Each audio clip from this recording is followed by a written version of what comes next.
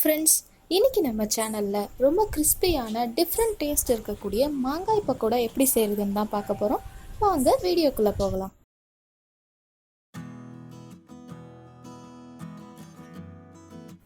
முதல்ல நம்ம இந்த டிஷ்ஷு செய்யறதுக்கு இது போல் ஒரு மாங்காய் எடுத்திருக்கோம். இதை நல்லா வாஷ் பண்ணிவிட்டு தோல் சீவிக்கலாம்.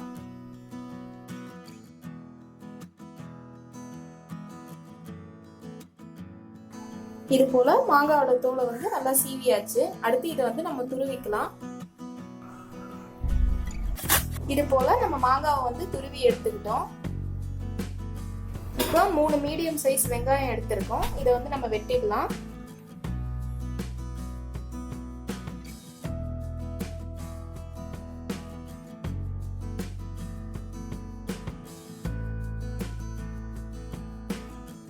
அடுத்து 2 பச்சை மிளகா, ஒரு கொத்து கருவேப்பிலை, ஒரு கொத்து கொத்தமல்லி, இதை இப்ப நம்ம பொடியா நறுக்கிக்க போறோம்.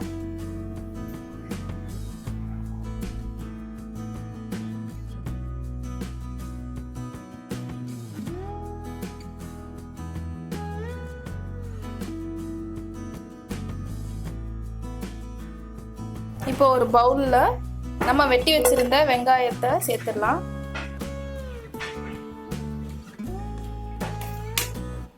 அது கூடவே துருவி வச்சிருந்தா மாங்காவையும் சேர்த்துருங்க. அது கூடவே பச்சை மிளகா, கொத்தமல்லி, கருவேப்பிலை, இதையும் சேர்த்து எல்லாத்தையும் நல்லா கலந்துடலாம்.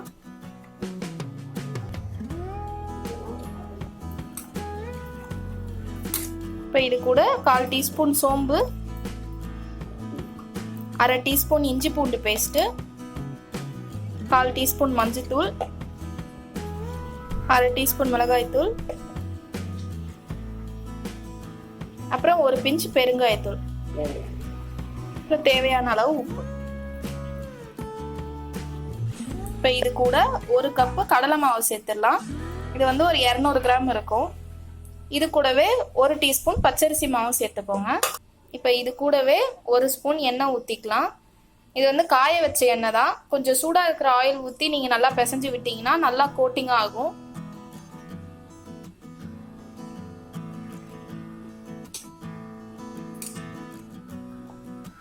இது போல நல்லா பிசைஞ்சு விட்டுக்கோங்க.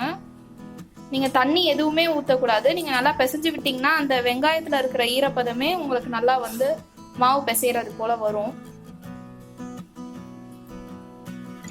இப்போ இது போல எல்லாத்தையும் நல்லா பிசைஞ்சிட்டு ஒரு 15 to 20 நிமிஷம் மூடி போட்டு அப்படியே விட்டுடுங்க. உங்களுக்கு வெங்காயம் நல்லா தண்ணி விட்டு மாங்காய் எல்லாம் சேர்த்துருக்கோம்ல, எல்லாம் சேர்ந்து நல்லா பிளெண்ட் ஆகிடும். இப்போ பார்த்தீங்கன்னா 15 to 20 நிமிஷம் ஆகிடுச்சு. வெங்காயம் எல்லாமே நல்லா சேர்ந்துருச்சு. இப்போ நம்ம பக்கோடா போட்டுடலாம். இப்போ ஒரு கடாயில் நம்ம எண்ணெய் ஊற்றி அதை நல்லா காய வச்சுட்டோம். அடுத்து நம்ம பக்கோடா இதில் போட்டுடலாம். பக்கோடா போடும்போது இப்படி போடும்போதே உதிர்த்து போடுங்க.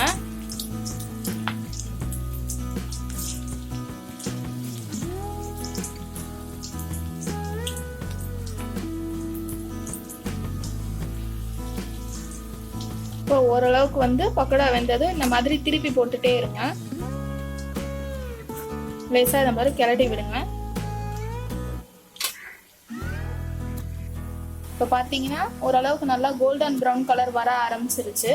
எப்படி உங்களுக்கு பக்கோடா போட்டிங்கன்னா ஒரு செட் நல்லா வேகிறதுக்கு 10 நிமிஷமாவது ஆகிடும் மினிமம்.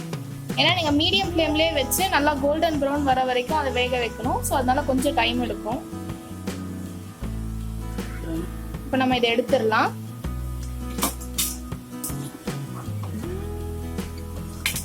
இதே போலவே நம்ம எல்லா மாவையும் பக்கோடா போட்டுடலாம்.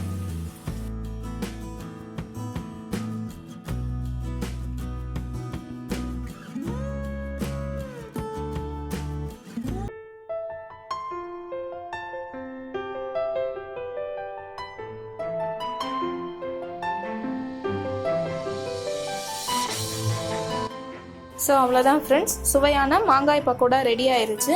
இந்த சம்மர் டைமில் மாங்காய் நல்லா சீசனாக இருக்கும். நீங்கள் இதை கண்டிப்பாக ட்ரை பண்ணி பாருங்கள். டீ டைமுக்கெல்லாம் ரொம்ப பெஸ்ட்டு ஸ்நாக்ஸ். உங்களுக்கு இந்த வீடியோ பிடிச்சிருந்ததுன்னா இந்த சேனலை மறக்காமல் சப்ஸ்கிரைப் பண்ணுங்கள். கூடவே பக்கத்தில் இருக்க பெல் ஐக்கானையும் கிளிக் பண்ணுங்கள். அப்போ தான் என்னோடய அப்கமிங் வீடியோஸ் தவறாமல் உங்களை சேரும்.